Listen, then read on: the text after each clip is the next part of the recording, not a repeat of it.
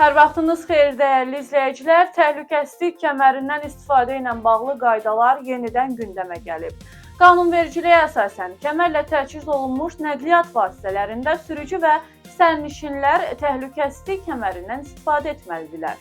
Bununla belə bəzi hallarda istisnalara da yol verilir. Vəkil Vamik Şükürovun sözlərinə görə 12 yaşına da uşaqlar, hamilə qadınlar, geriyə hərəkət edən sürücülər, eləcə də sürücülük öyrənən və onu öyrədən şəxslər müəyyən şərtlər daxilində təhlükəsizlik kəməri taxmaya bilərlər.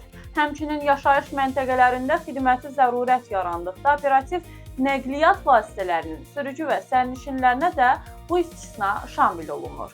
Motosiklet sürücüləri və sərnişinləri üçün isə qoruyucu dəbilqədən istifadə məcburidir. Qaydaların əsas məqsədi yol nəqliyyat hadisələri zamanı ağır xəsarət və ölüm hallarının qarşısını almaqdır.